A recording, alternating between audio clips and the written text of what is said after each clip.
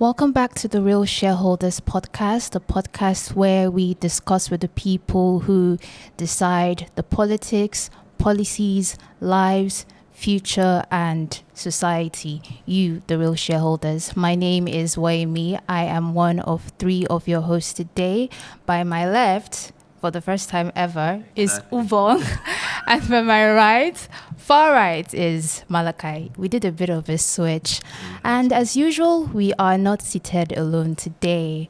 On the show today, we are seated with a man who has made a powerful name for himself in finance, advocacy, government, none other than Mr. Funso Doherty, from pension, investment advice, politics, advocacy, good governance, even letters and lawsuits.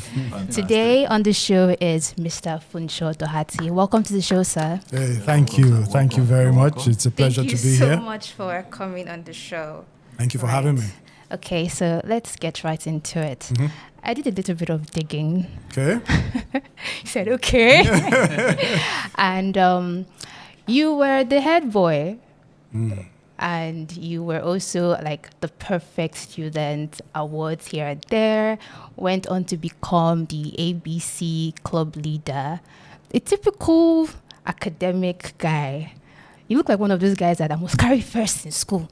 If it's not me, nobody else is going to take that first position. But let's just refine it. You've been a leader all your life. How has being a leader from a very young age shaped you to the leader that you are right now? Thank you for that question, a good question. Let me start by saying ABC is not an academic club. It's actually a social club. Oh, really? On campus, yes. So it's a social, philanthropic kind of club. One of the advantages or benefits, call it, of the trajectory that I've followed is that from an early age, I've understood that, a lot of people will be impacted by my actions or inactions, right? And so whether that is as a head boy, whether that is as a, serially elected, form captain in secondary school by your peers, whether that is being elected the chief of a social club in university, whether that is serving as platoon leader in NYSC, these are all things that just build that consciousness in you, that your actions are not your actions alone. There's certain people are entrusting you with that position. You have an obligation to discharge that trust. This served me well through my corporate career. And as you probably know, I, in the course of that private sector career, ended up running a number of companies where one had responsibility for many employees and by extension their families, as well as those who entrusted you with the business to run it, as well as the customers who you served. And some of those businesses are what we call fiduciary businesses. Those are businesses where you are serving as a trusted advisor for the customer. And you are in a situation where you have to put your interests ahead of the customers, which is not in all businesses that is the case. It's only in fiduciary businesses that you have that. And I've generally, I think, operated in the fiduciary world. So to answer your question, I would say that, just like with everybody, many of your early experiences stay with you. They form your character and they impact the way you engage with the world later in life. All right. My next question. You've had a very interesting career path that spans from finance, asset management, and now politics. You're running for governor of Lagos State. So let's assume that Lagos State is a company and its people are shareholders. What kind of investment portfolio do you think Lagos State should have, and what type of portfolio do you think we have right now? That's a very good question. A well-framed question. Let me put it that way. You see, the first thing with a company is that primarily a company is working to maximize value for shareholders. That's the ideal. Not all companies are managed well. So there are certain companies where the people who are running the company do not have a shareholder mindset, that they are working for the shareholders. What you will find is that those businesses tend to underperform over time. And the reason is because the people who are managing those businesses are managing it for their own benefit. Okay. And a lot of the benefit that should be going to the shareholders end up staying with the people who are running the business as trustees for the shareholders. That analogy you can carry into public life and public sector and government. And indeed, it is how do they call it, pro-max in the public sector, right? Because that is a situation where, it's public trust. And a lot of the people, unlike in a company where the shareholders, tend to be people who have a stature that can challenge you, a lot of the time, in the public sector, you are dealing with the people who are most impacted by your policies are the least able and often the most vulnerable, and those with least voice. That public trust is severe in the public space. So if I take Lagos, to answer your question specifically, I would say that in that analogy, my argument would be that Lagos has been run, certainly in the last generation, which is about 30 years since this democratic era started.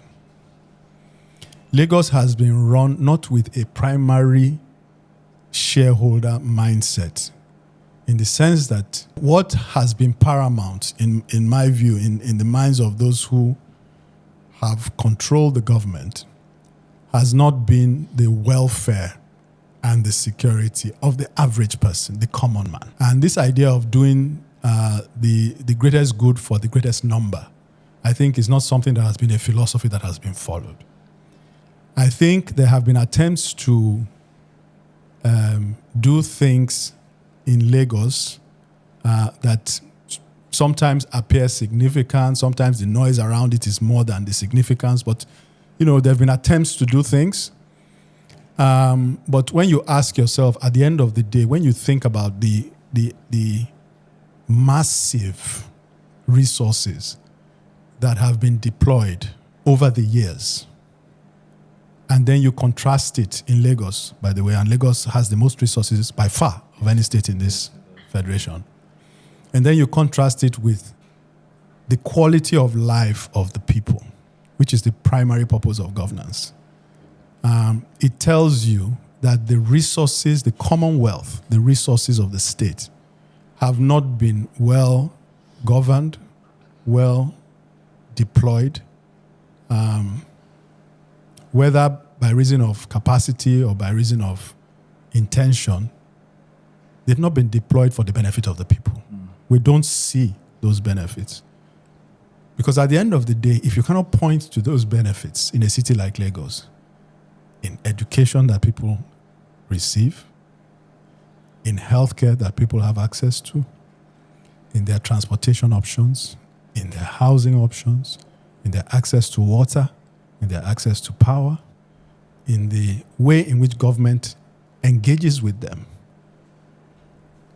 in the probity and accountability in government, then really the primary purpose of governance has not been achieved. So that's how I would answer your question. Thank you very much. All right, sir. So last year, April, you wrote to the National Assembly to complain about the process in which the coastal road, the Lagos-Calabar coastal road, was awarded, the contract and all that. And later on, you went to court. Yes, I'm still in court. So what has been the outcome of this process? Okay, so essentially we challenged the award of the coastal road on two fronts, on two grounds. First, that the process of awarding the contract was, in our opinion, unlawful because it violated the Public Procurement Act, which is a law. That's number one. Number two, that in proceeding with the contract, additional illegalities were being perpetrated by not preparing, completing, and publishing an environmental impact assessment. Okay. As required by the EIA Act, which is another law. Okay. And so those were the two grounds on which we challenged it. I should say, first and foremost, that this is not about whether one is for the coastal road or against the coastal road. That there are no benefits to be derived from the coastal road. I'm sure there are benefits. Whether the benefits outweigh the cost is another debate for another day. Okay. But even if you are for the coastal road, which I don't fundamentally have objection against, you must do it the right way. And you must ensure that we are getting value as a people for the money that we are spending. Bear in mind that the money we are talking about is not peanuts. For Section 1, which is just half of what they are doing here, between half of what they are doing here in Lagos, Section 1 is just about maybe 40 kilometers or so. It's over ₦1 trillion. Already. That's over $1 billion when it was awarded. So the money we're talking about is not peanuts. And why are we pursuing this? You might ask. Yes. You see, if you look at the developmental challenges that we have as a nation, would you argue that as a nation we are the least endowed in terms of natural endowments or in terms of... No, we certainly are not. We're not. We have a lot more natural resources, natural endowment, human resources, human capacity than many other countries, including many of those that have left us behind. So the primary difference is the extent to which we have been governed and how those resources have been managed to achieve the development on behalf of the people. If you go to the heart of the problem as to why our resources have not produced development, you will see that at the heart of it is the process by which projects are undertaken, the way by which contracts are awarded, the competitive nature, the due diligence, the good faith in the award of those contracts. If government were awarding contracts throughout all these years in the way in which you and you and you would have awarded contracts for the business that you are running, this country's outcomes would have been dramatically different.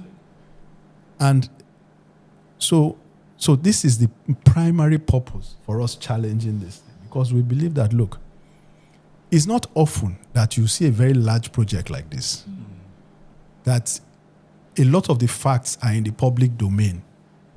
If you ask 9 out of 10 people, they will tell you that there was no competitive bidding on that project. Yeah. Isn't it? Yes. Most of the time, you won't know that. The contracts that are being awarded, every day in government, you can't see that. You don't know whether it's competitively tendered or not. Yes. But this one we know because it was out there. And it's a giant one. And we say, okay, this is an opportunity to challenge this. Not just for the purpose of this, but for the larger purpose of achieving a situation where people who are given that seat understand that, there are rules that must be followed, that to which they will be held accountable, that will ensure that the decisions that they are making produce the benefits that are expected for the people. Okay, so this is very informative, and it leads to my next question, and I'm bringing it back to Lagos again, because you've talked about the, for lack of better words, opaque nature, right, at which this contract have been awarded, and the lack of transparency, right, which these contracts have been awarded. I'll bring it to Lagos because you were a gubernatorial candidate in 2023. As of 2024, we heard from Lagos, the government in Lagos in charge, that they earn over $1 billion in IGR. At least that's what we earn. At least that's what I heard. That's the data that is as recent as 2024. Okay. My question to you is this data correct, owing to the fact that we already know that there's a lot of underground things that they don't want us to see. Yes. That is happening in Lagos. Yes. Is that number correct? If it is, can it be better? So the first part of your question, I cannot answer definitively because I am, obviously I'm outside government. So whether that figure is accurate or not accurate, I cannot tell you. Okay. But I can tell you that our annual budget is for Lagos State is substantially in excess of that. Okay. So that's point number one. Now, in answer to your second question, you see, what is very clear to me, and this is clear to me, and I'm sure it's clear to many people, whether they admit it or not, there are a lot of leakages in the operation of government finances. Mm-hmm. So if I had to hazard a guess, I would say that whatever the IGR for Lagos is today, it could probably be substantially more. More, yes. Because there are many ways by which money which ought to be government's money, revenues, end up in private pockets. And if you plug some of those leakages, even if it's just the operation of the Internal Revenue Service and all of those things, if you block those leakages and ensure that those monies come back into the government purse in the first place, the revenues, I suspect, in my opinion, will be much higher. That's number one. Number two, or maybe that's now number two. Number three is that the leakages are not only on the revenue side. The leakages are also on the expenditure side substantially, as you know. So if, let us say, whatever the number is, maybe it's 1 trillion naira, maybe it's 2 trillion, maybe it's 3 trillion, whatever the number is, if that money is like money being poured into a basket, it will never be enough. True. If for every 100 million naira you spend as a government, you are getting 20 or 30 million naira of real value, and 70 million naira is, fluff, again, that money will never be enough. So that's another avenue of leakage. So really, anybody looking to engage and govern Lagos effectively has to have a razor-sharp conviction that these leakages, whether they be on the revenue side or on the expenditure side, have got to be dealt with. Fantastic. All right. The last two questions that have been asked have sort of tiptoed around transparency. Yeah. And we live in a society where, as it should be, people ask for transparency. There is no day where you don't come online, offline, where people do not require the government to be accountable and transparent. What do you feel or think we should do? Yes.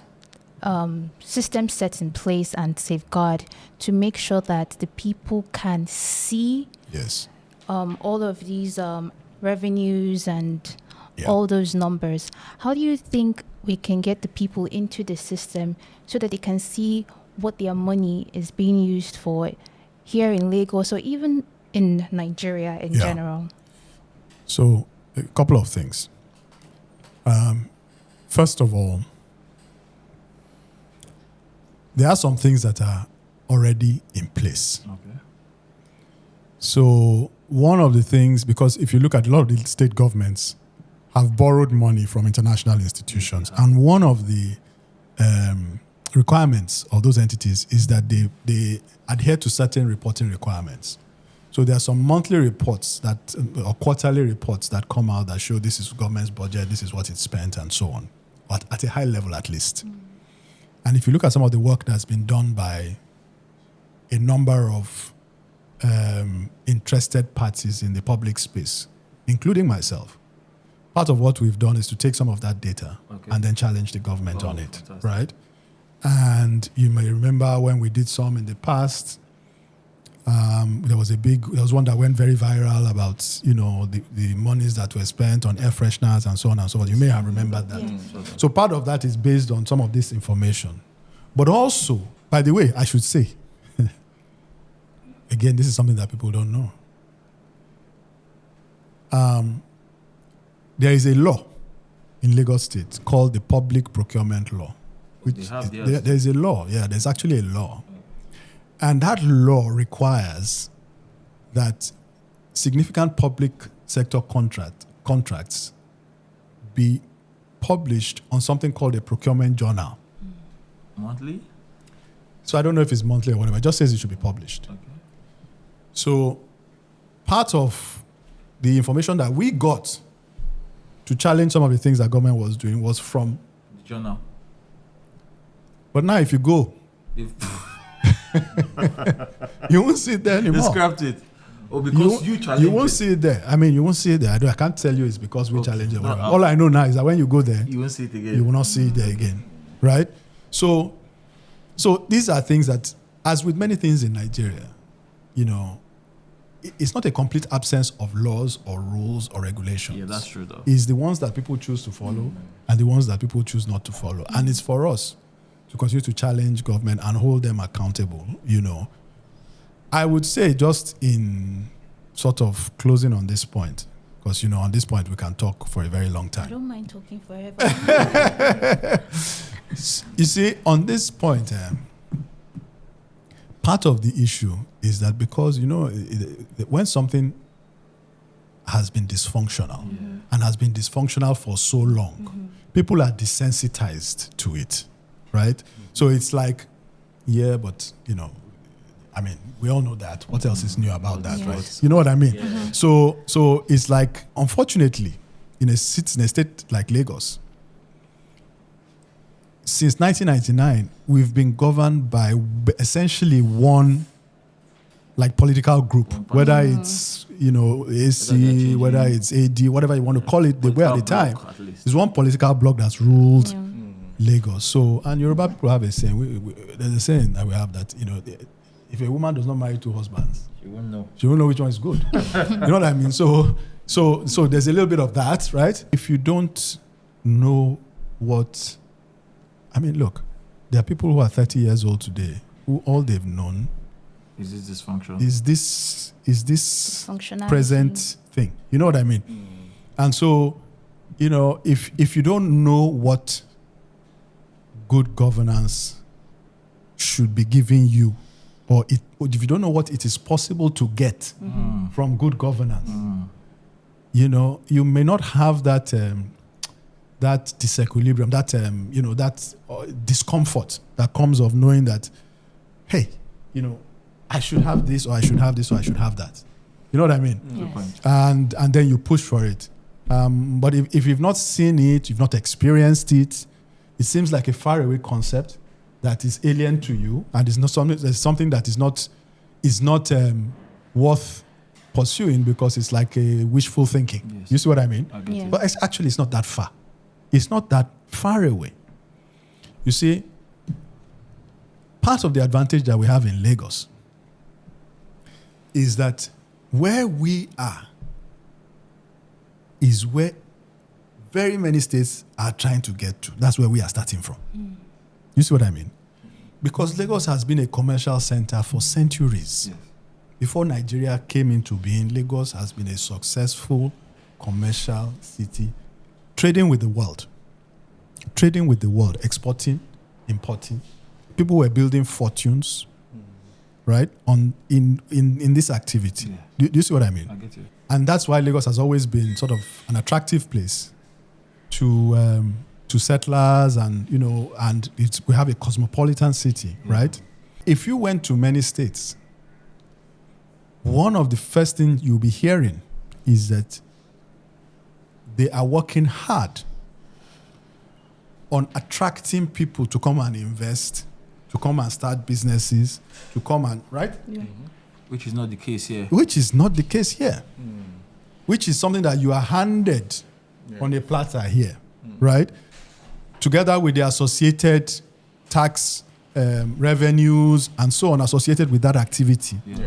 which you can use to further build and develop yourself. Granted, as a result of that, you also attract people to come that you have to cater for. So there's that challenge as well. True. But those people can also become part of the assets that you are using to generate even more wealth. If you consider them assets, not liabilities, and then figure out how can I optimize these assets. Because again, there are people who are looking for population they don't have. Abi? Yes. Population can be a strength if it's well managed. Yes, it can. So I think that really there is Lagos just has so much opportunity, and it's if you say Nigeria is a country with potential that is whose reality is far from its potential, I would say Lagos maybe even more. Even though if you look at Lagos and you compare it with another state, maybe Zamfara or whatever, you may be led into thinking that Lagos is productive. But it's like the biblical story of the talents, right? So the man who got 10 talents supposed to come back with 10, isn't it? Yes. And the man who got 1 is supposed to come back with Double 1, it, yes. right? If the man who got 10 comes back with 2, I don't think we'll say that man did a good job. But he will have 12. He still has more than the man who has 1. or even 2, or who could double the 1 to 2, or even went to 3. You will look at the 2 and say, this man has 12, it's better, right? But even in a corporate context, and you asked me a question where we started from in the corporate context. Yes. In the public sector, it's not dramatically different. In the private sector, when we assess managers, when I run companies, and when I sit on the board of companies and we're assessing the people who are running the companies,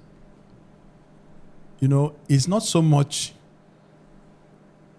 the naira amount of profit that you made is more than the naira amount of profit that this other man made. We relate it to what did we give you to go and do business with. You see what I mean? Yes. What capital did we put in that business? How much money did we invest in that business? Then we look at it and say, okay, how much money came? And then what is the return on that money that we put? What is the yield on that money that we gave to you? That's the way governments and cities should be assessed. And if you assess Lagos on that metric, you would see that there's a lot to be desired. Yeah. Thank you. Okay, all right, sir. You'll be very critical about the procurement process, not only in Lagos but in Nigeria. And but we are talking about Lagos here now. Whether it is the issue of the air fresheners you talked about, or the state government paying lawyers in partisan matters that shouldn't ordinarily be so. Now, has your approach or criticism, has it in any way made Lagos state government change tactics or approach to governance? And what lessons have you come out with, these past few years? So, I think it is very clear to me that our actions, and it's not just in one matter, it's in multiple things we've challenged. A lot. It is very clear to me that it influences their behavior. Okay. It influences their behavior because they know that thing is out there. People are seeing it. People are talking about it. And in fact, the one we did about the procurements and things, and there were different parts of government were issuing statements. The governor himself was on television talking about it and justifying and so on and so forth. So got to them. So you can see that, that they understand what it will mean. It doesn't mean that everything that ought not to happen stops, but some of that impunity might stop. In other words, the things that they would do and just assume that nobody will speak about or whatever. Maybe they may still do it, but you may not see it, or they may do it in a way in which you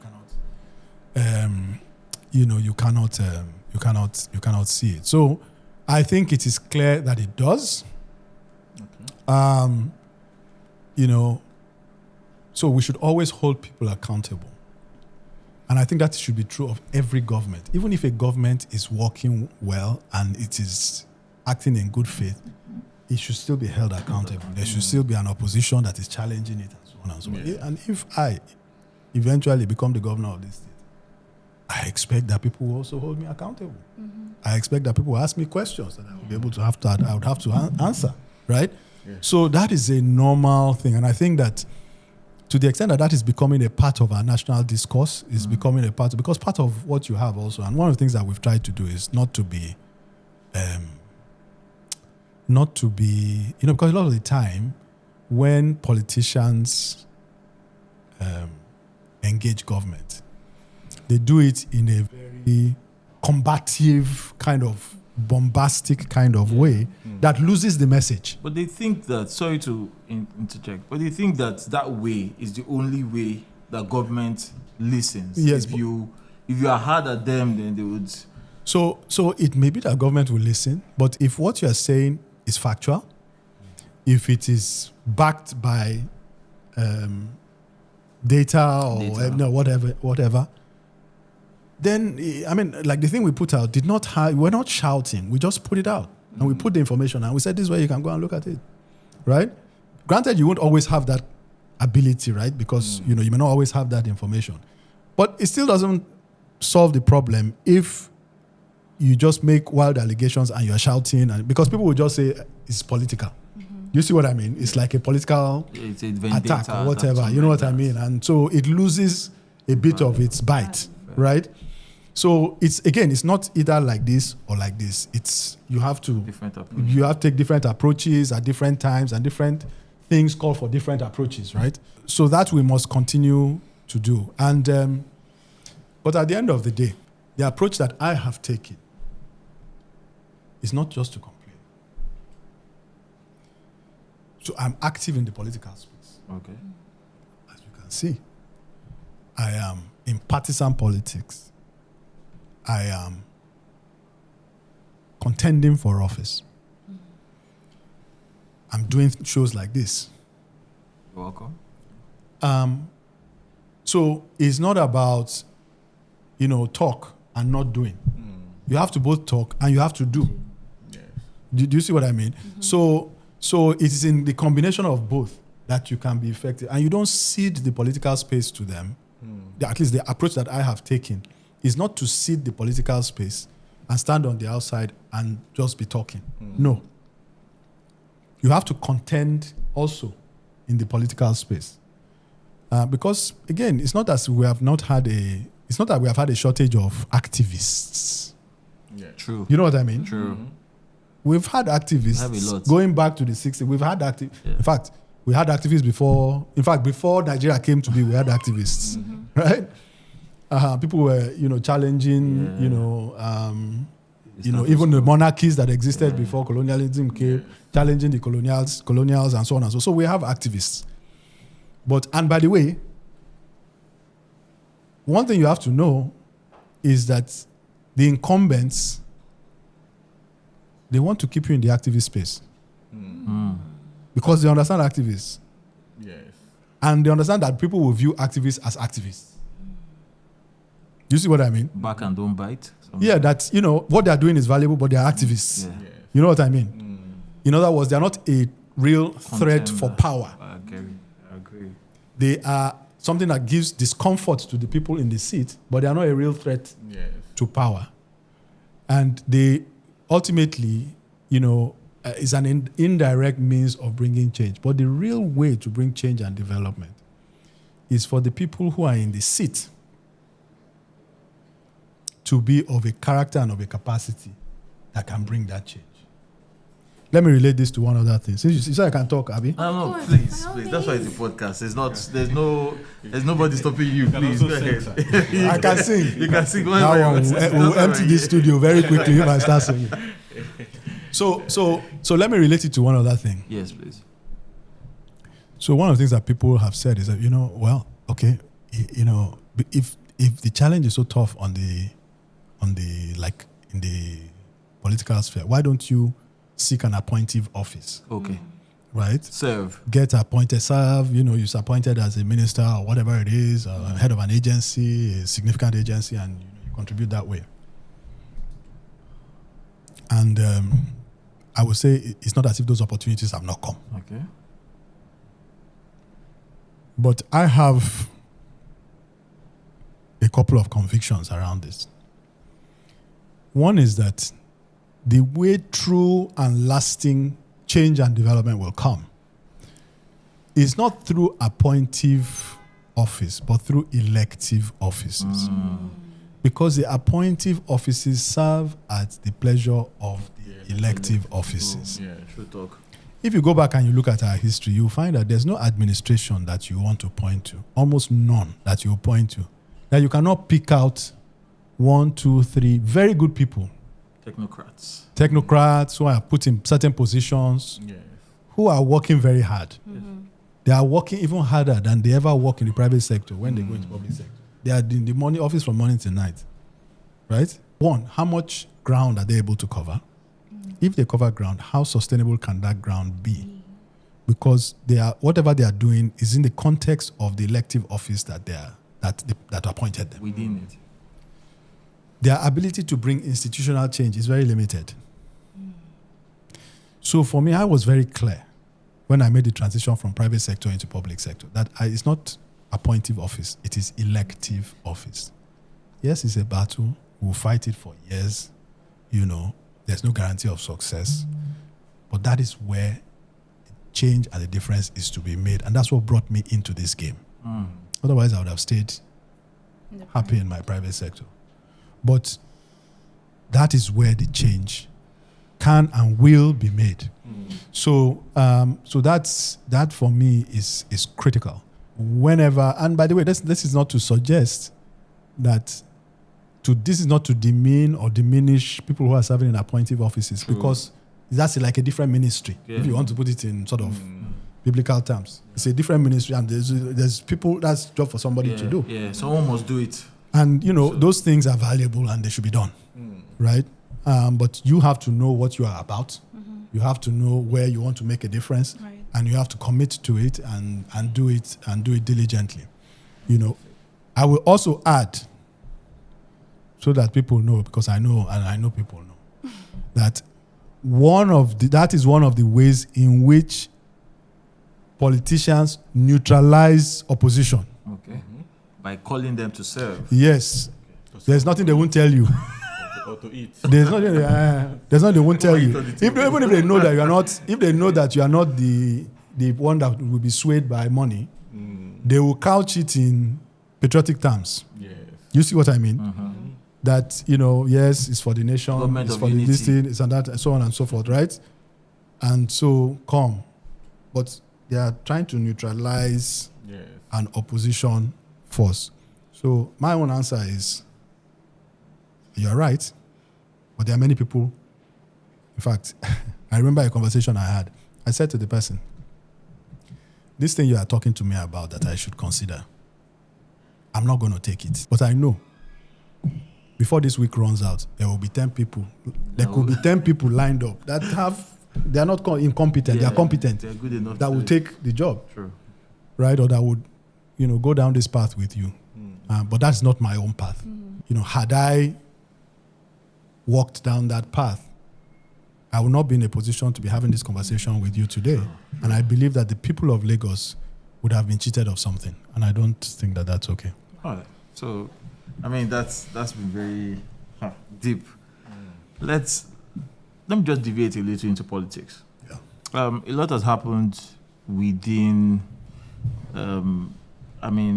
since 2023 till date, especially against the opposition. We've woken up some days and somebody will wake up and change street names in favor of some particular people to say, oh, okay, this is how we want to govern the state. We've heard of demolitions, right? Of people who are opposition parties, or at least candidates, right? Who are opposing the government. We've heard of a lot of things, and there's a sense, especially in Lagos, that you must fit a particular criteria for you to be chosen? I don't know if the criteria means that you must have some form of bigotry in you, or you must what's the word? Be an extremist, or have impunity, or be able to speak Yoruba. I'm going somewhere because they've called a few people names. I mean, before you, we've had Jimmy Agbaje, who has been called names, because he tried to, stand against the establishment. I mean, called names, and those slurs are, for a particular group. This set of people are using this person, to try to take over. I mean, it's our Lagos. But then there is you, who is a full-blooded Lagosian. By your name, at least anyone who doesn't know the Doherty family, I know the Doherty family, at least as large as it is. So it's a Lagos name.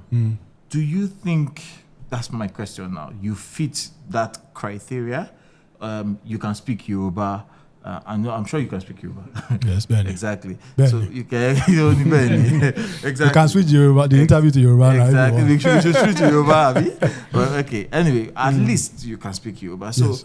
Is it that you fit a particular criteria, or do you think that doesn't matter?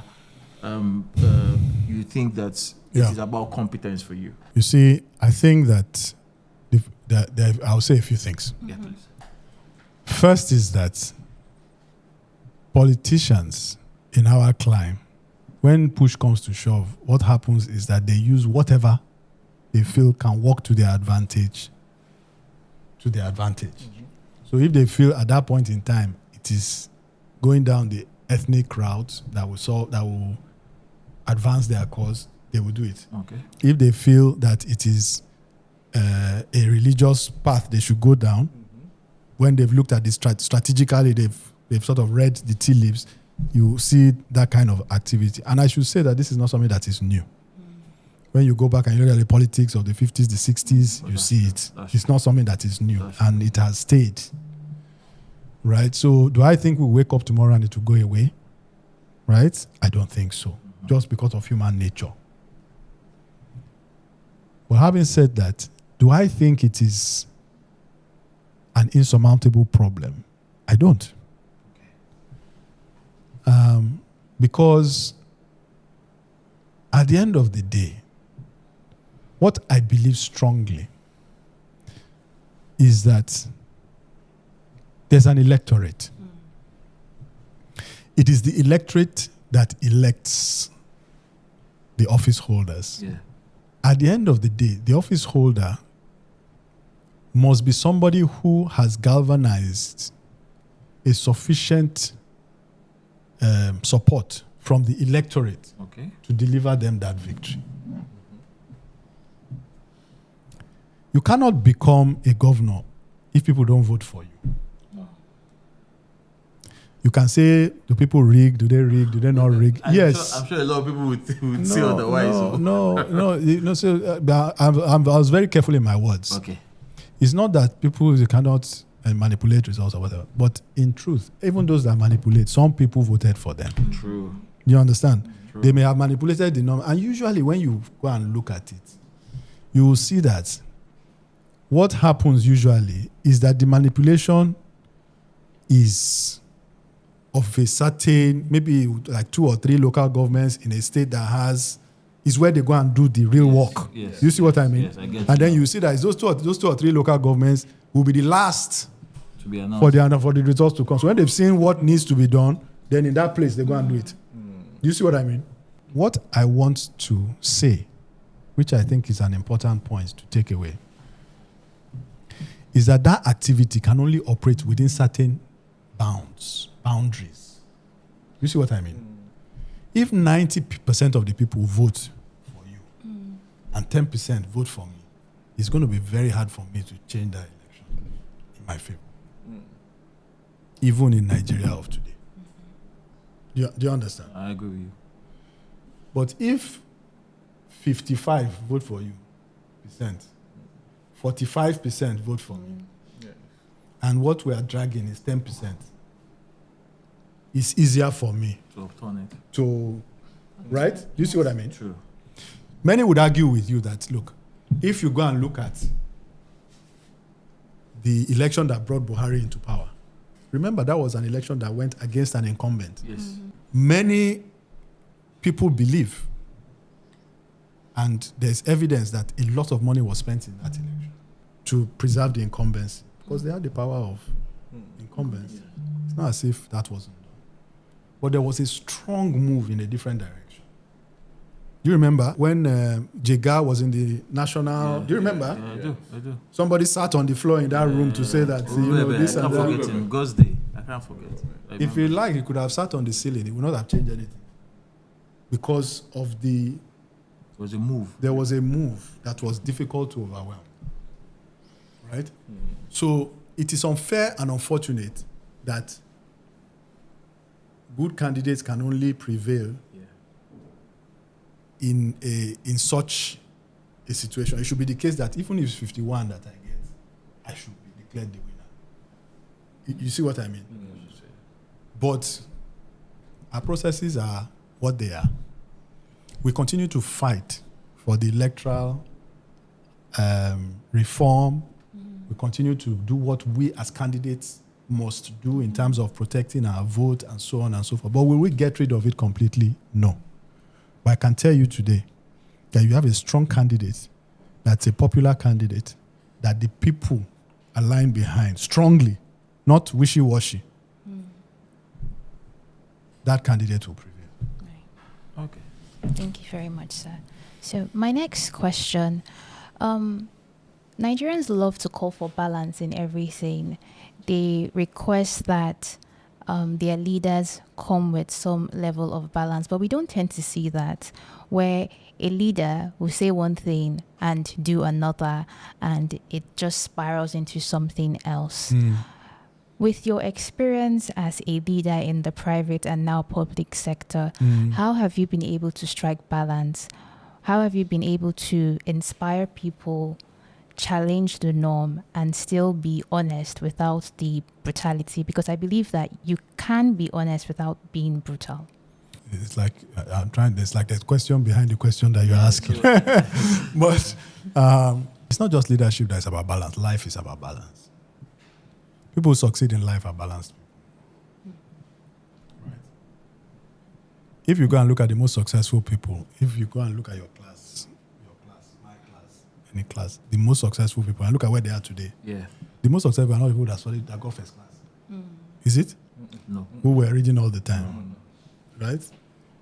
They may be successful in their own field, but they're not like the most successful people. You know what I mean? Yeah. So life requires balance. Leadership in particular requires balance because you are leading different kinds of people coming from different backgrounds. You have your own background, and there will be people who look like you in the people you are leading. There will be a lot of people who don't look like you in the people that you are leading. And you have to have an awareness of that, and you have to be balanced in your approach to leading people. There's no way in leadership that balance is not required. Balance in leadership is also about understanding what is appropriate in the circumstances. Nothing is appropriate in all circumstances. There are times, there's something we call situational leadership. There are things that are appropriate at different points in time. If you want to go biblical, there's a time to be born, there's a time to die, there's a time to embrace, there's a time to refrain from embracing, right? So even in leadership, there's a time to be soft, there's a time to be hard. There's a time to forgive. There's a time to insist on punishment that you will not forgive. Sometimes not because of that person that you are not forgiving, but because of the signal that action must send to the others for the good of the organization that you are running. Even if you have a personal preference to even be merciful on that person at that point in time. You may not have that choice. You may technically have the choice, but what I'm saying is in a leadership context, that to me, this is something that I've done all my life, right? So, again, it's part of the question you asked me at the beginning. What are some of the things that these experiences, going back to an early age, have taught you, have given you. And part of it is what we call pattern recognition.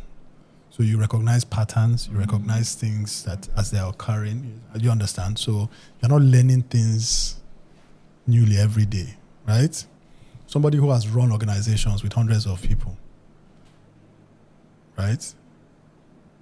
There are lessons from that experience that if you have not done it, you can't have it. You understand? You can read books, but if you have not done it, you can't have it. What I need to convince myself is, what do I think is the right course of action to take? Once I'm there, and that part of the process of reaching that conviction about what is the right course of action is getting the right input into that decision. Okay. You see what I mean? So that you are hearing from the right people, you are getting views, and then you are synthesizing what you believe from different views. And this is very important in Nigeria. Why? Our institutions in Nigeria are weak. So in government, what does that mean in government? I mean, what it means is that in government, the man in the seat has much more power, much more ability to influence things than should normally be the case if our institutions were strong. Stronger, Right? So it's very important that that person has both the capacity but also the attitude of knowing that, that brings a responsibility to get input, right? And then make a judgment. Okay. Right? And you have to be in a position to make a judgment, because one of the things that is very problematic in Nigeria, in the Nigerian context, and not just Nigeria, but developing countries with weak institutions, is if you have a leader that cannot be strong in his own convictions. So if somebody doesn't get input into his decisions, it's a problem. If somebody gets input but does not have his own convictions, it's a problem. If you look at those leaders that have led us, where we have made good progress, I won't mention names.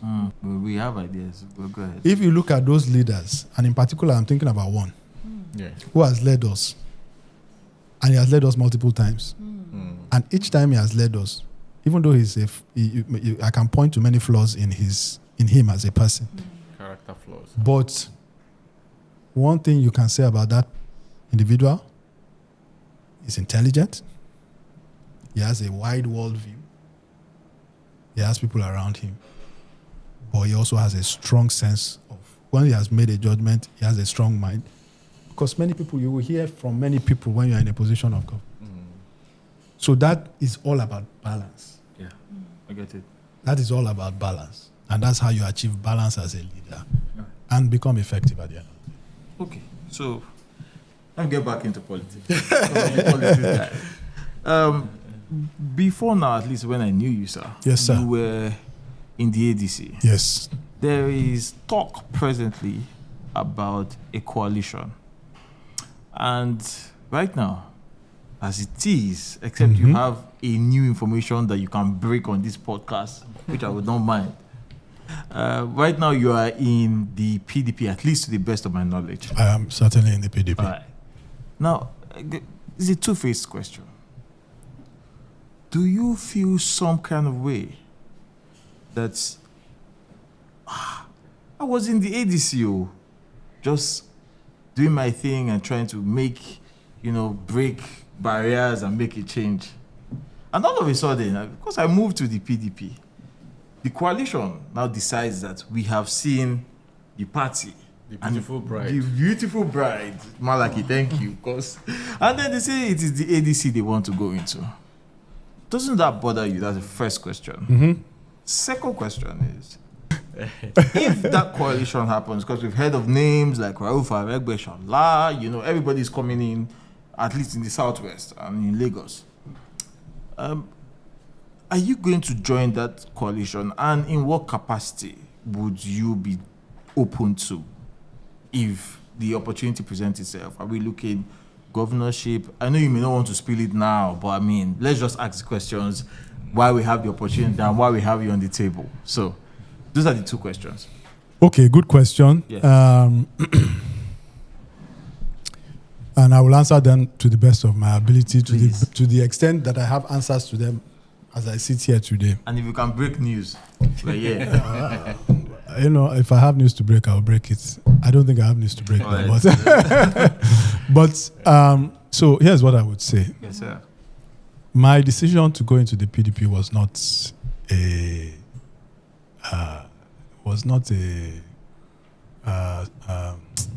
an impulsive decision. Okay. Right? It was a well-considered decision. And I did it with the idea that, you see, after the last election, the first question I had to answer after that election was, am I going to continue with this quest or am I not? That's the first question. I wanted to answer it first. And I quickly answered that question. The next question then is how? Because you have to assess and sort of see how you're going to go about that. Yes. It was clear to me that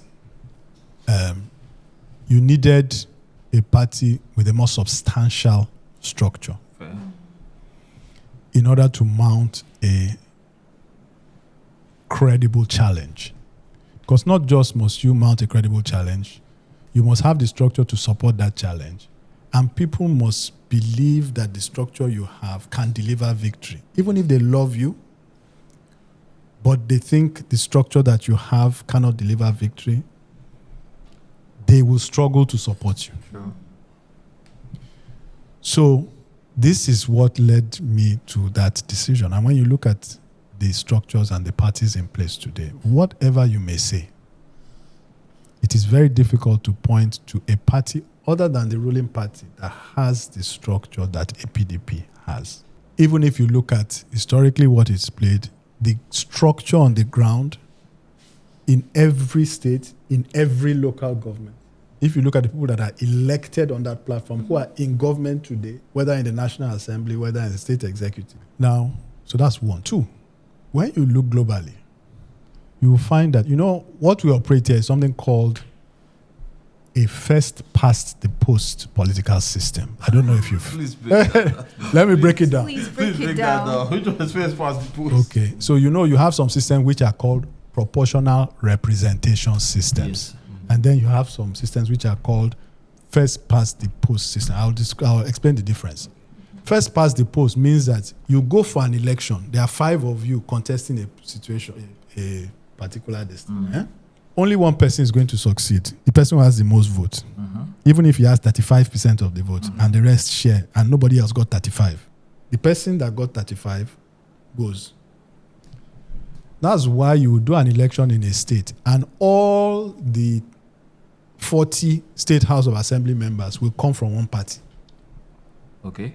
You see what I mean? I got it. Because in each of their constituencies, they got 35, 36, 37, 38. So even though you look at all the voters in the state, if you had to share the voters into the parties they voted for, you will see that there are some parties that got a lot of votes. Do you see what I mean? They got a lot of votes statewide. But in any particular contest, they didn't produce somebody who got the most votes. Okay. Do you see what I mean? Okay, yes. So that party will not have any representation in the State House of Assembly. That's what it means, first past the post. The person that goes is the person that is first past the post, the person that had the most. What does that produce over time? Over time, if you look at systems, political systems, you'll find that what it does is to strengthen the power of the incumbent and then cause a situation where size is very relevant. So you will see that those things tend to move in the direction of a two-party system. Because to challenge the incumbent, you need size. Yeah. You see what I mean? So this is another argument for.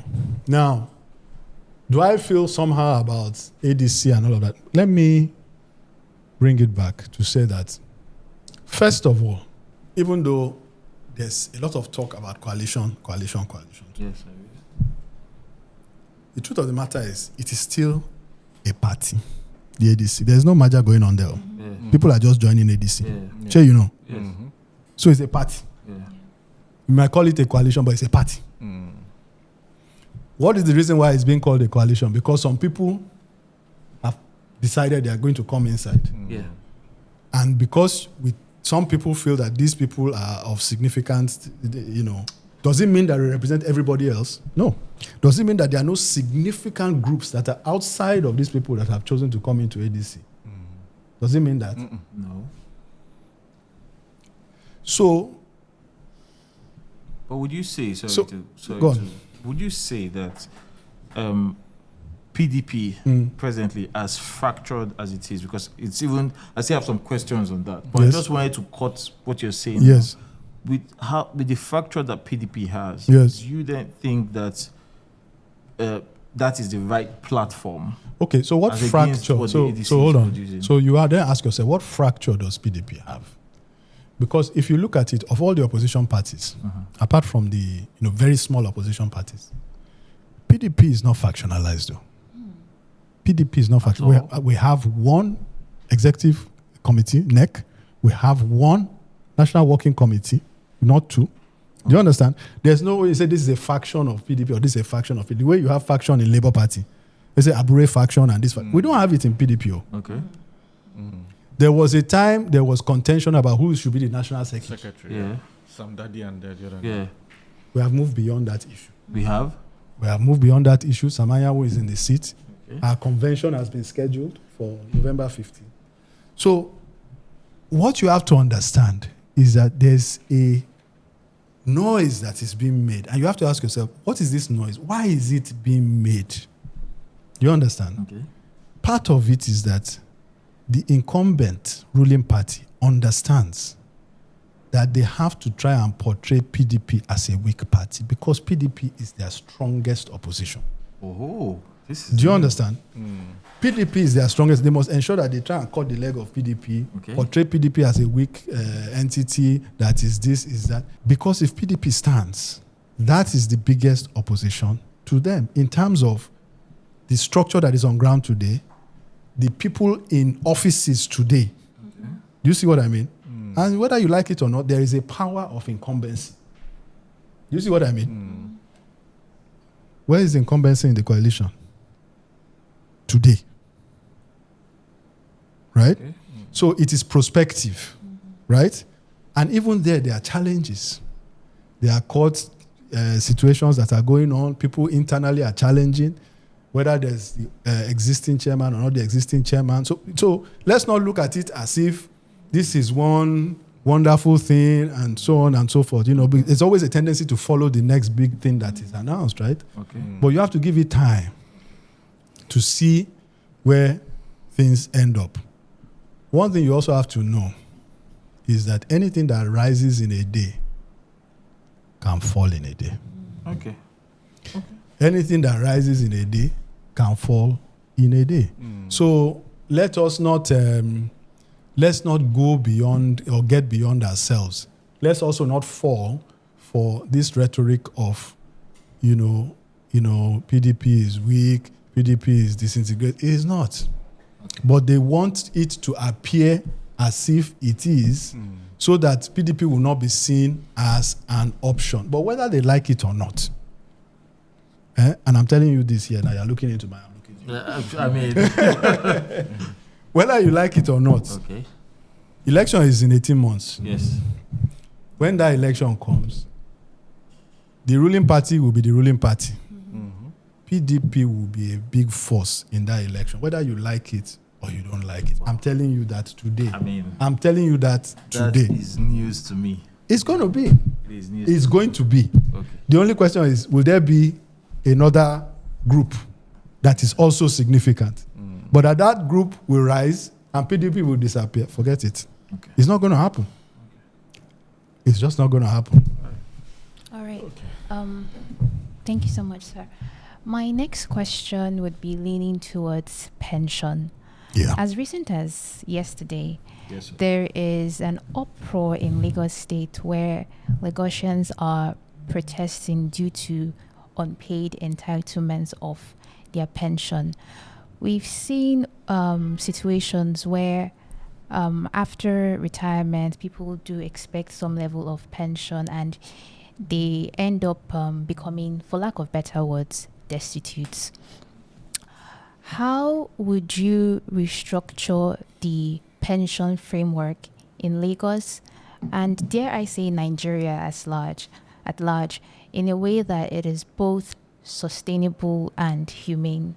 So this question operates on multiple levels. So first is that when people have worked and they are no longer in a position, they don't have that energy, they don't have that whatever it is, they are older now, they should have some form of income that is meaningful to spend in their retirement days. If you followed the pension industry in Nigeria, you'll see that we moved from a situation where you had a defined benefit pension scheme to what we call a defined contribution pension scheme. True. They are different.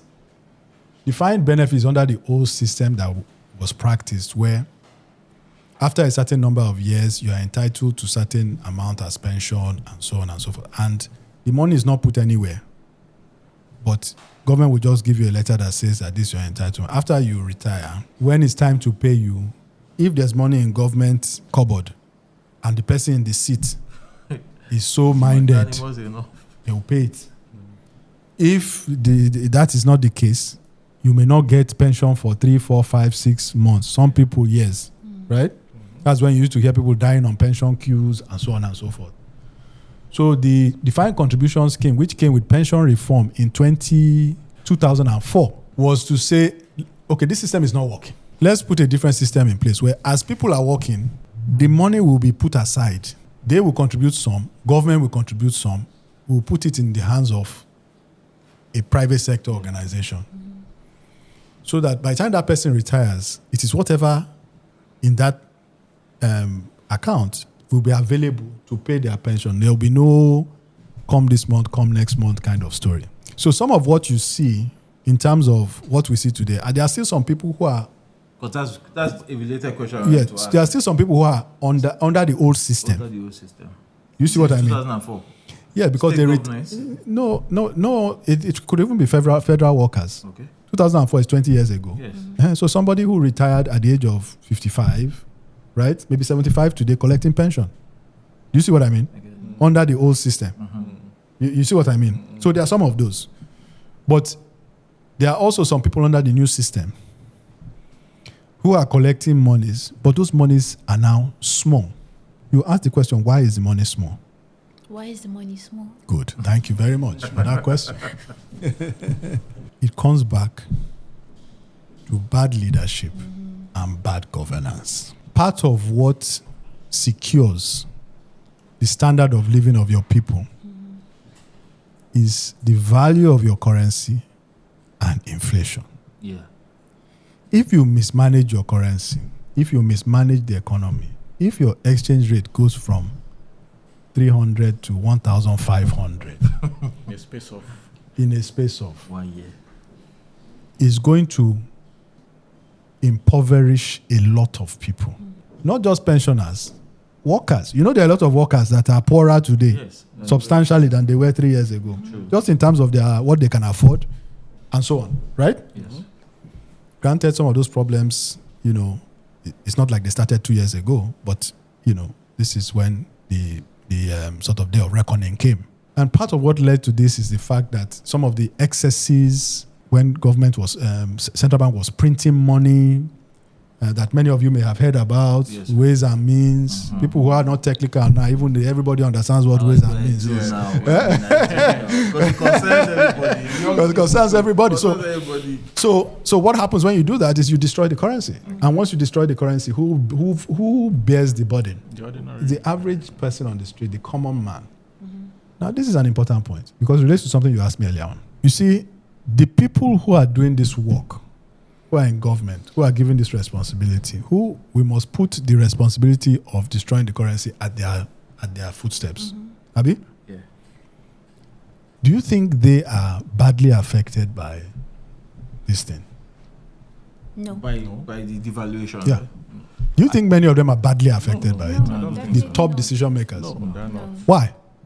No, I mean, they have to. I'm asking the questions. Oh, yeah. No, because it's still you asking. I am. So the reason is because many of them, truth be told, their wealth is not stored in naira. Okay. Do you understand? If your wealth is not stored in naira, in fact, devaluation may be beneficial to you. Do you see what I mean? Yeah. Yes. Because you have more money, more naira for your dollars. Right? The person who bears the brunt is that person whose livelihood Traded in naira. is in naira, whether that livelihood is a pension that they get, whether that livelihood is a salary that they get, whether that livelihood is their trading income from their trade, and so on. Right? They don't have an option. And so those are the people who are pauperized by this poor governance. And at the end of the day, what people have to realize is that, you see, this leadership and state nation building is like a triangle or a pyramid, right? There's at the apex of the pyramid is the standard of living of the people. What standard of living are your people enjoying as a nation? The next level under that apex is the economy and how strong the economy is, together with businesses and so on in that economy.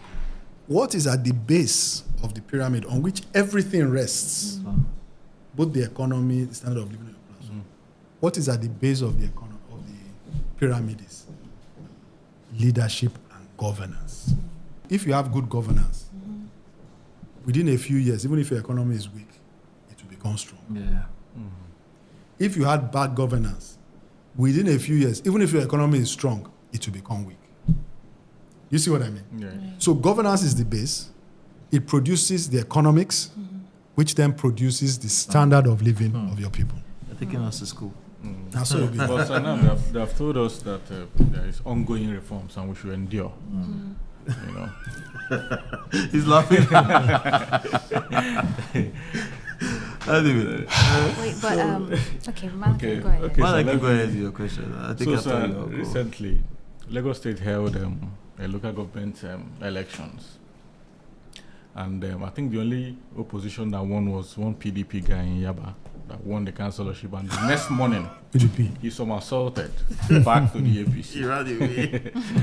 So, do you think our political process will ever change if politicians just see political parties as a special purpose vehicle for election purposes and nothing else, no ideology, no nothing?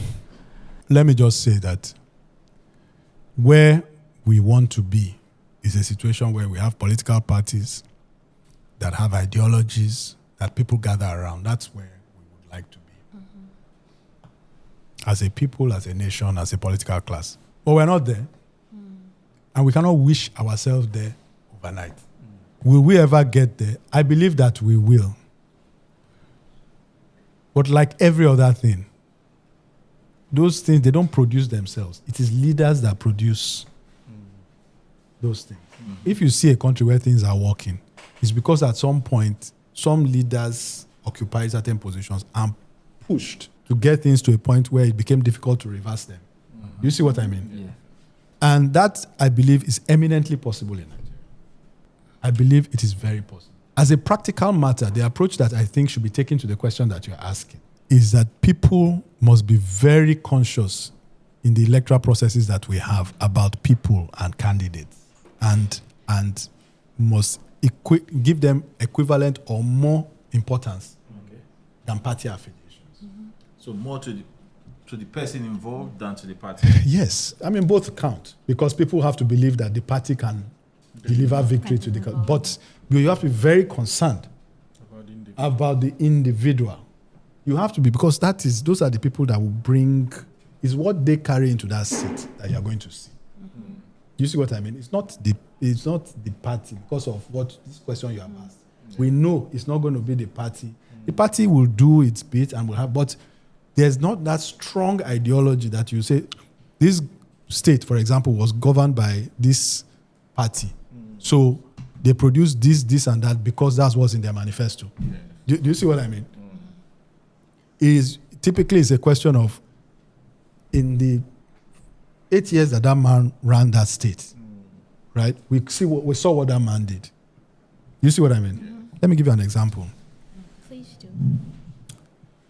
why I believe this question of individual is important. But in this case, it's both individual and where he got his own mentality was from his orientation.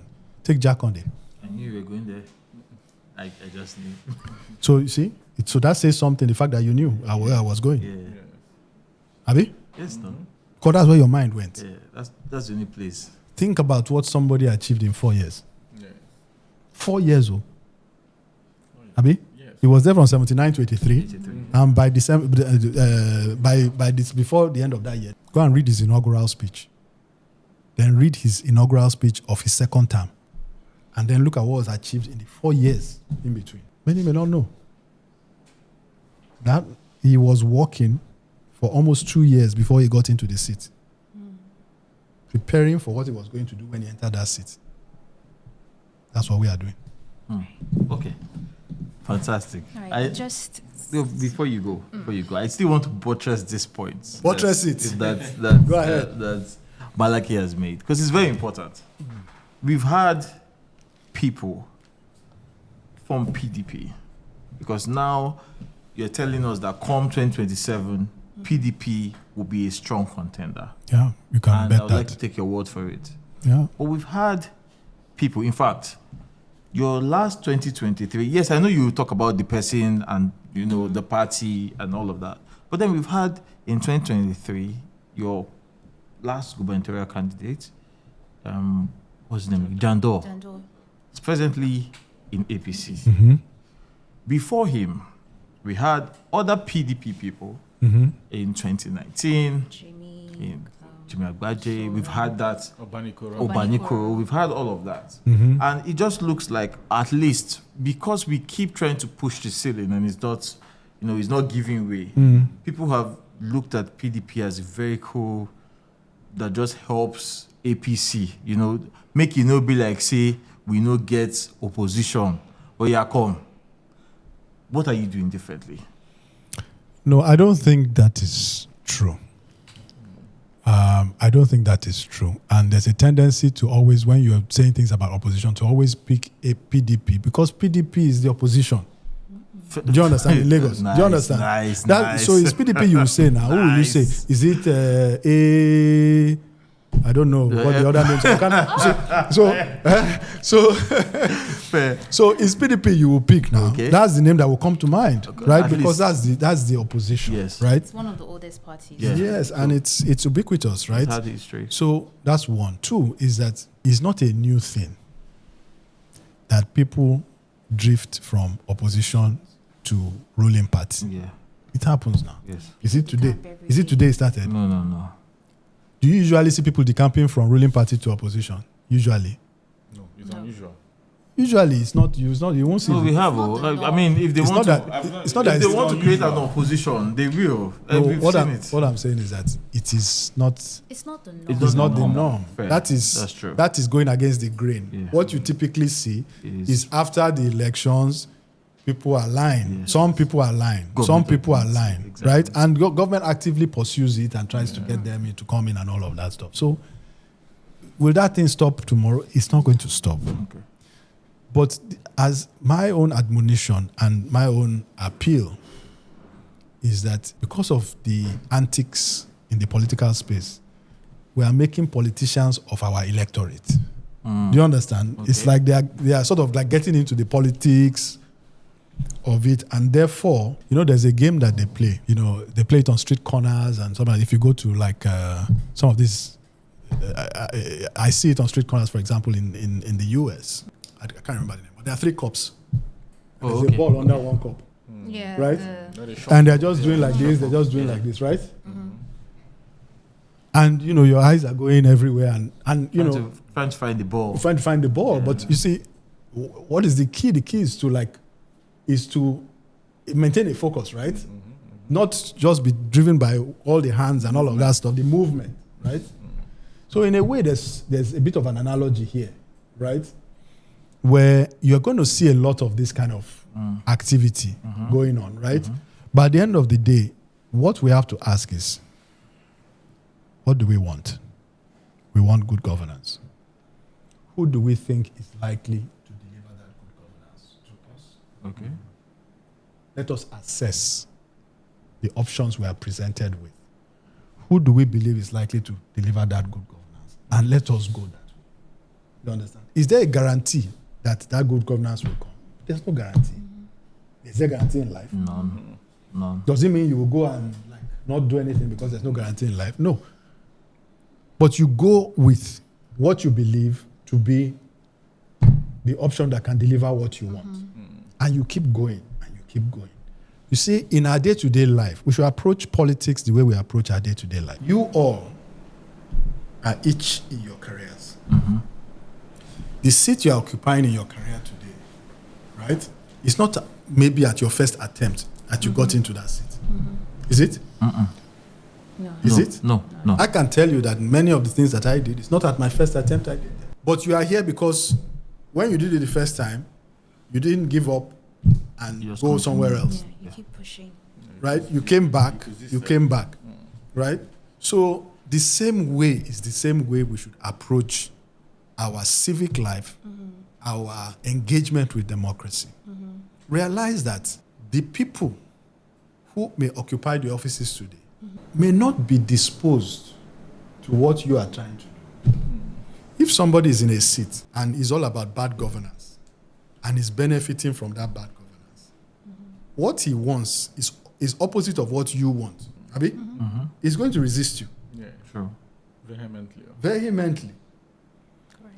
But the power to remove him, whose hand is it in? Mine. It has to be more than his, right? Yes, it is actually more than his. But the truth of the matter is that enough of us have to understand that and then act collectively together. Do you see what I mean? I get it.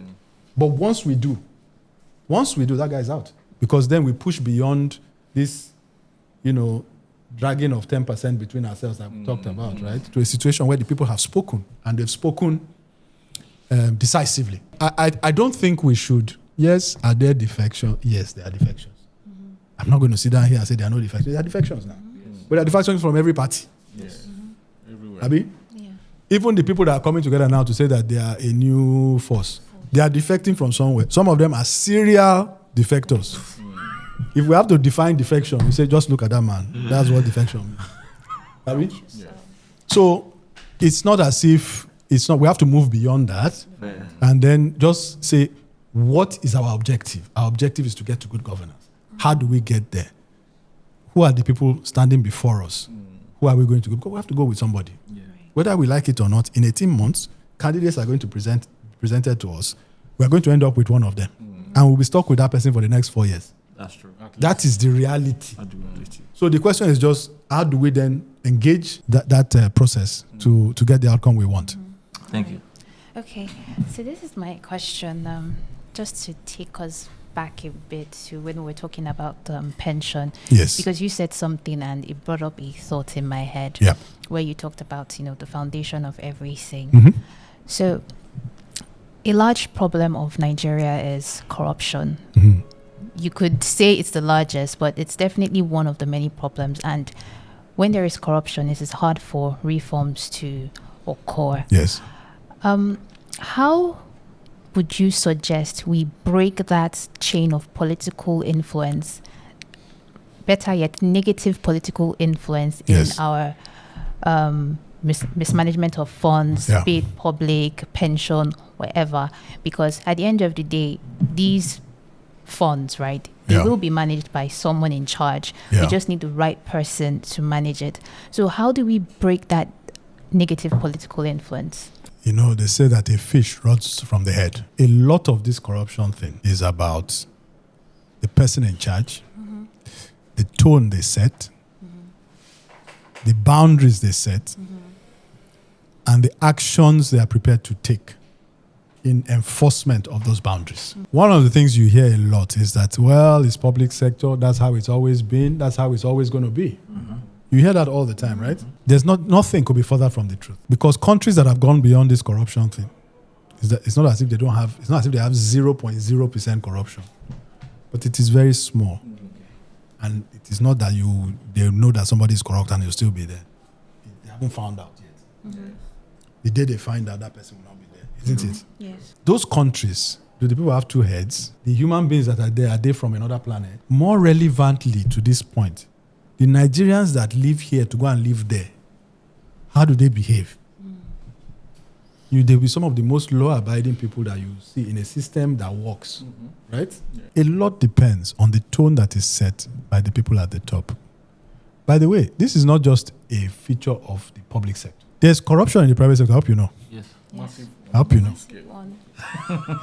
So there are corrupt private sector organizations and private sector organizations that will not stand for it. Yes. By the way, anytime you have significant corruption in government, just know that there are 2 or 3 private sector organizations that are facilitating it. Because, it takes 2 to tango. There must be somebody on the inside and usually somebody on the outside. So in the private sector organizations that work, how is it done? For me, in organizations that I run, you set the rules. This is what is acceptable. This is not what is acceptable. This is what is not acceptable. This is what we do. This is not what we do. This is what we don't do. Culture. If you are caught, there are consequences immediately. And those consequences are public. So that the next man can say. I spoke about something about punishment and mercy and all of those things earlier. Balance. You understand? It has to be clear. You send a signal so that the others will know that this is the kind of environment we operate. Maybe some of them came from another organization. Where the people in charge, they say things, but they don't act on it. They say, don't do this, but they look the other way if you do it. Right? Yeah.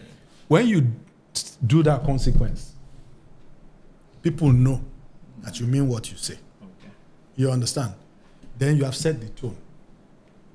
So a number of people will first of all drop out of that game. Then you have the ones that are stubborn. They will still look for ways to try it and do it. And they might do it for some time till they get caught and you act. So the number of people in that game. Let me just tell you something. There are many people in the public sector who will, there are some people in the public sector. Okay, there are 3 sets of people in the public sector. There are some people who are there, even in Nigeria of today. They will not steal. They will not steal. People around them are still, Yeah. They will not steal. That's because of who they are and all of that stuff. Their personal convictions. Religious. And maybe they remain there because they have some other means.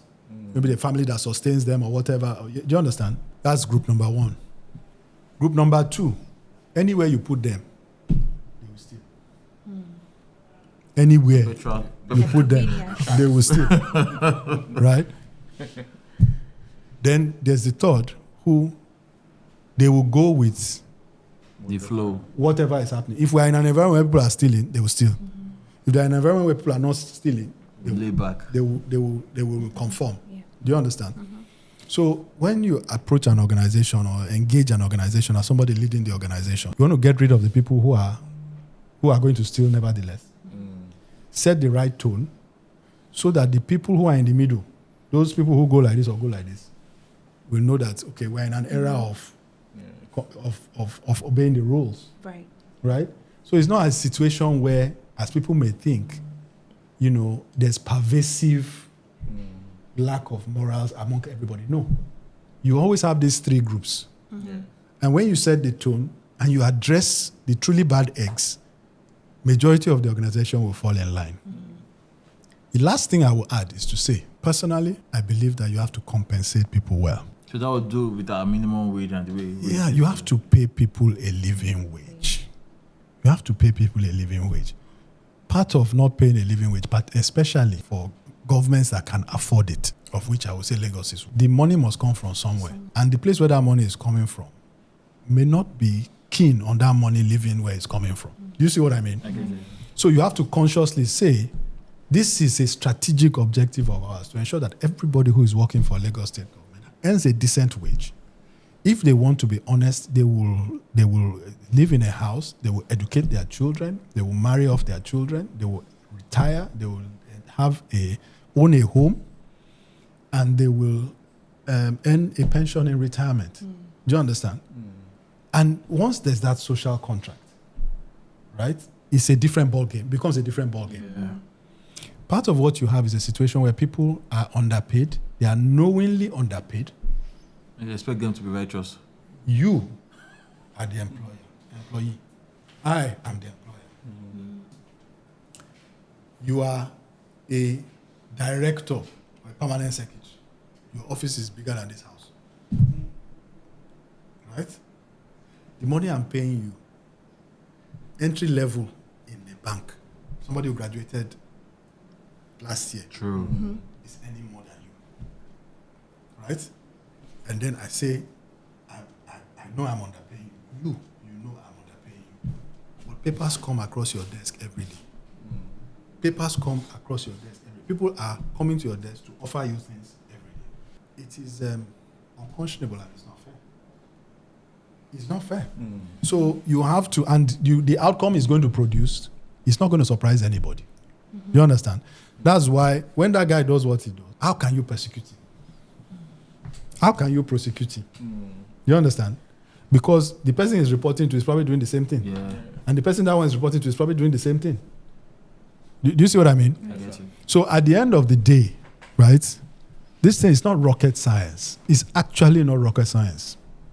It is very clear what needs to be done. Government reform is one of the central pillars of my agenda. And I feel that it's something that cuts across whatever change you want to bring, whether it's in education, whether it's in healthcare, whether it's transportation, whatever it is. Government reform cuts across all of these things, right? Because if you are effective in government reform, it affects what you do in all of these areas. So for me, it's not something that cannot be dealt with, but it requires a conviction. It requires a commitment. You have to support it with resources, and you have to send the right signal, and then you have to lead by example. You can't say, don't do this, and then you are the first person they will see doing it. That just doesn't work. It doesn't work in the private sector. It doesn't work in the public sector. People respond not to what you say, they respond to what you do. Somebody says, your actions are speaking so loudly that I cannot hear what your mouth is saying. All right, sir. Thank you so much for that. Okay. My last question is just on that's for me. Yeah. Okay. I still have a couple. I don't know if you. I think we will wrap it up. I still have a couple. I have about so 2-3 more. just electoral reforms. Electoral reform, yeah. There's so much. Everybody's saying we need electoral reforms. Yeah. And every 4 years, we amend the Electoral Act. Then we keep complaining. Yes. Now there is calls for electoral reforms once more. Yes. But I don't think this government seems to be a bit comfortable with the present Electoral Act or the things we have. Yeah. So without electoral reforms, are you positive about the election in 18 months? Do you think it will be worth, giving it a shot if things don't change? Ideally, we want regular electoral reform. In this case, we want electoral reform to address maybe some of the things that we see as loopholes that we witnessed in the last election. Cycle, yes. So part of it is this idea of electronic transmission and all of what does electronic transmission mean? Is it optional? Is it required? Yeah. So if you had something that removes the ambiguity, right, that allows it to be interpreted the way INEC wants INEC to do what it wants, that may tighten the space available for unlawful action or untoward action. So that's the ideal. But I'm also a practical person in the sense that you have to not just hope for what you would like, but you have to ask yourself, given what you see, how are you going to operate to try and achieve the outcome that you want? It really goes back to the point I made earlier, which is that you have to have an approach, a strategy, and an execution plan that can lead you to a place of victory, notwithstanding the existing electoral act. The scope that exists in the current electoral regime for manipulation and all of that is like operates within certain boundaries. What is clear to me is that if we remain within those very narrow boundaries, then the people who would like to subvert the system and change results or whatever, they will be able to do it and they will do it. Could you please elaborate those boundaries? So what I'm saying is that if we go into an election and let me just be, let's say you have a good candidate that is, I'm going to be extreme just for the case, Please, to make the point. Let's say you have a good candidate that's opposition. Okay.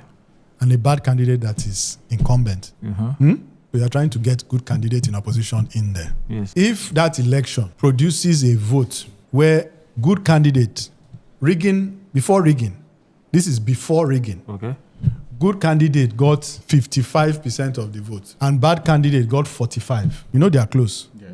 55, 45. The difference is 10, Abi? You are still in that realm where under the present electoral system, It can be manipulated. that you are within the realm of manipulation, in my opinion. On the other hand, if you have a situation where good candidate got 70%, bad candidate got 30%, it's going to be very difficult to turn that election around. Okay. Many will argue that is what happened in Lagos in the last presidential election. If you want to produce a different outcome, that's where you need to be. Okay. So you need to be. That's where you need to be. It's unfortunate. If we had good electoral reform, we may not have needed to go to that extent. Yes. We won't need to be that, the disparity will not need to be that wide for you to prevail. But with the existing electoral reform, it has to be a decisive victory. Yes. A flawless one. A flawless, with sufficient margin Yeah. so that attempts to subvert it by changing. And even if they do, it will just be like we had. That's in the exactly the presidential point. Like election. a landslide. with a That's landslide. the point I'm making. That's the point I'm making. All right. So, my final question, just to get something out of your playbook, if by the grace of God you become governor, what is that one thing you will do, an irreversible change that you would make that would guarantee good governance and transparency? Think of it like an autopilot system. So even if you're not there, you are there, it's always going to function for the people. Generations will remember. Yeah, Generations that's will like Jack remember. Conde What would you love to be remembered for? Because I went to a People would Jack Conde say, school. oh, Mr. Funso Doherty came in and he did this, and this is what we are benefiting Exactly. today. My great-grandchildren will benefit it. Their great-great-grandchildren will equally benefit it. You're asking me a difficult question because say, what is that one thing? I don't know about one thing. Okay, what are the things? Okay. If it's not one, okay, what are the things? Okay, so there are a few things Okay. when I look at Lagos of today. First of all, the government reform which I talked about, I will not leave the government of Lagos without reforming the government. And I will lead a government that acts in good faith in the interest of the people, follows the rules of public service, and that disciplines people that go outside that, including people who are corrupt. Right? In a public service reform. So a public service reform. Okay. I will leave the government having done that and instituted it. Okay. I will also put in place the things that need to go along with it, which is ensuring that public servants are reasonably compensated. Okay. So that when you leave government, the government itself is acting in the interest of the people. You see what I mean? Yeah. Because that is what can work sustainably, because then you don't have a culture of the government. Do you understand? So that it's not just this policy today, that policy tomorrow, but it's a culture of the government that we are here, we are working for the people.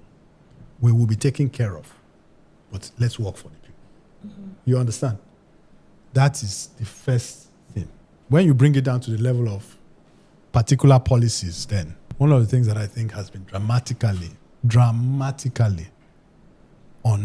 where Lagos has been undergoverned is in the area of housing. Very little has been done in terms of mass housing in Lagos for decades. It's like what we are doing is, scratching the surface, whereas these are the kinds of things that we should be doing. You see what I mean? Examples? So, when you talk about the number of houses that government is supporting the building of, right? This homes building here, this home maybe 20, or maybe even 100 or even 200. That's not the scale on which we need to be doing property building of. That's not the scale. It's in the tens of thousands. Oh, wow. So we're just... Right? Just the play. No, think about it now. That's what we should be doing. Right? So the question is, how do you deliver that? Right? Working with the private sector, ensuring that your focus is on affordable housing. not on some people who are going to build an estate of 50 terraced houses that are going to sell for 100 million per person. That's not. Those people will do what they are doing, but that's not what Lagos needs.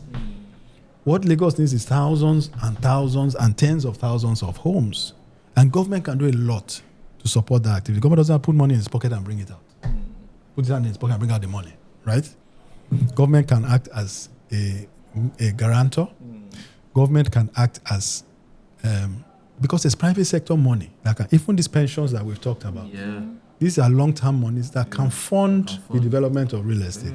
There are international institutions that would also be interested in this kind of thing. Government needs to stand behind and say, okay, we will support a system where financial institutions can grant mortgages. This young man has just come out of school, he's worked for 3 years, he has a steady job, right? He can buy a starter home. It can be a flat, a 2-bedroom flat, right? He takes out a mortgage, the bank gives him a mortgage. As government, we will establish an institution called a mortgage refinance institution. That institution exists to facilitate the creation of those mortgages. Because the financial institution, it could be so and so mortgage bank limited, grant him a mortgage. But they've granted him a mortgage. They want to use their money to be able to grant another person a mortgage. So they will come to this organization. This organization will buy the mortgage. Like a guarantee. It will buy the mortgage. That loan that they've made, they will buy the mortgage, give the bank back the money, and then the bank can go and grant the next mortgage, right?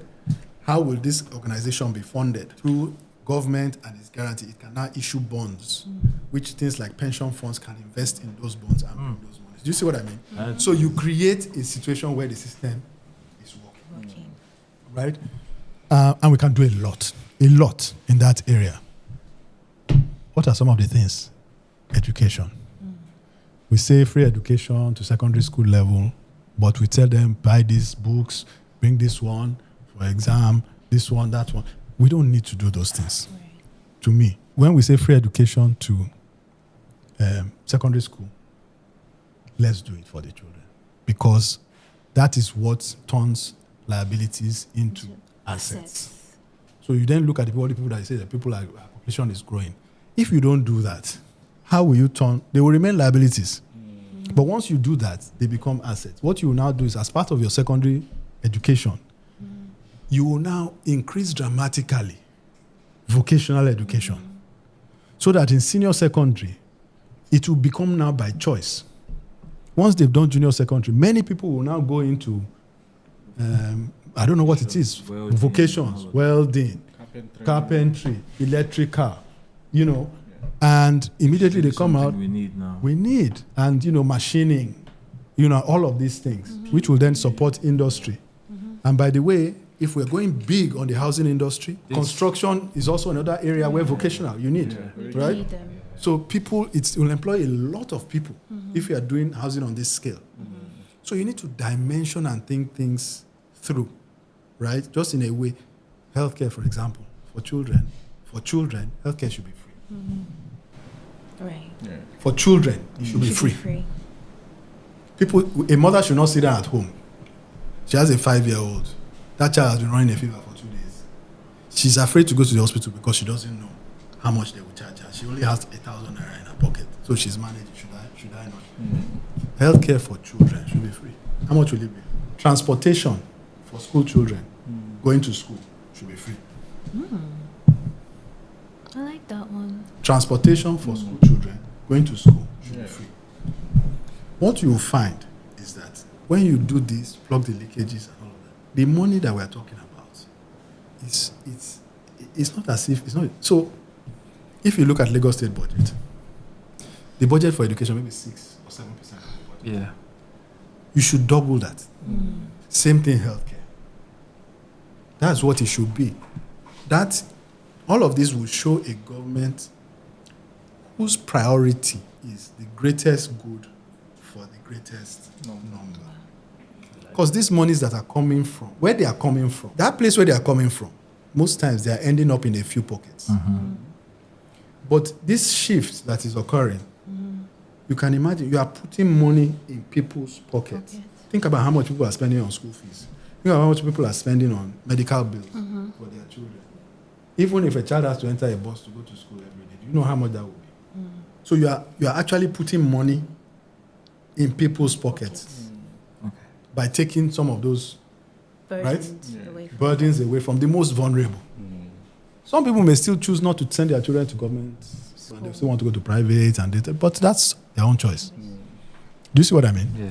So it's just a shift in focus, right? From what I call an extractive form of government to an inclusive form of government. It's the philosophy of government that is changing. To say that we are not a government that is about how can we manage the system to extract from the system in a way that ends up in a few pockets.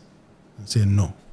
We're a government that is about putting together an inclusive environment such that it is the people themselves who will now be the engines of productivity, the engines of growth. There's no economy in the world. In conclusion, there's no economy in the world that you will point to that you say has advanced and has developed where this thing I'm talking about was not done. There's not one. Where you say they were practicing almost an extractive government, where a few people were controlling the resources of government, and you say the whole society is doing well. There's none. It's always a situation where for you to have an economy that is a developed economy, the average standard of living of the people has to be at a certain level. Most of your people cannot be poor and you say you have a developed. There's no country you can point to where you say the country is a developed country, but most of the people are poor. It's not possible. Quick one, sir. Quick one before you go. Before you round off. Can this be done? Because we've heard a lot of people say 4 years. You've talked about even Alhaji Lateef Jakonde. Yes. Doing it in 4 years. Yes. Can this be achieved in 4 years? This, especially when you talk about the public sector reform and the housing deficit that we have right now. Well, can this be done? Can good governance in general be done in 4 years? And if you're there, can you do it in 4 years? You can certainly demonstrate good governance in 4 years, make a lot of progress. And if you do make a lot of progress, people will give you the next 4. Do you understand? People overwhelmingly gave Jakonde the next 4. It's just that military came and took him out. Okay. You see what I mean? Yeah. Now, let's not deceive ourselves that this thing cannot be done, right? There's always a reason why somebody will tell you something cannot be done, usually when they don't want to do it. Yeah. There's nothing that is more difficult to do than something that somebody does not want to do. Abi? Yeah. You know, Jonathan that said, our former president, I shouldn't call him by his last name, our former president, His Excellency, good luck, Jonathan, said that somebody that is sleeping is easy to wake him. Yeah. Yes. For somebody that is pretending to sleep, you will struggle very hard to wake that person, right? So it's very hard to, it's when somebody doesn't want to do something, there's always a reason not to do it. Okay. But once you have made up your mind that this thing, I'm going to do it, and you are resolute in doing it, you will get it done. You will get it done. And you will be surprised at the people that will now come out of the woodwork to say, hey, that's what we've been saying. Hey, that's what we've been saying. But, people will not be able to talk. People sort of conform to the environment in which they are. Yes. You know what I mean? People conform to the environment in which they are. Mindset. Even though they may not agree with what's going on currently. But, it's like, that's what it is, right? So... All right, guys, we have come to the end of today's segment. Thank you so much, Mr. Funso Doherty. This was a very educational segment. I learned a lot. I mean, that's why I just sort of kept quiet. I kept quiet, and I really wanted to take in everything you said. Thank you so much for coming on the table with us. Thank you for teaching. You're Thank you welcome. for Thank you for sharing your knowledge. Thank you for just, inspiring. And I do hope when people watch this, they do learn a thing or two or more and feel inspired to look into your work. And this is where I go to you, the viewers. Thank you so much for hanging out with us today. Thank you for always watching our show. Don't forget to like, comment, share, and subscribe. Share this video with your mommy, your daddy, share with your dog, your cat, your teacher, share with that friend that you're fighting with. This could be the reconciliation piece. But yeah, don't forget to like, comment, share, subscribe, and we will see you sooner than later. Bye. Bye, guys.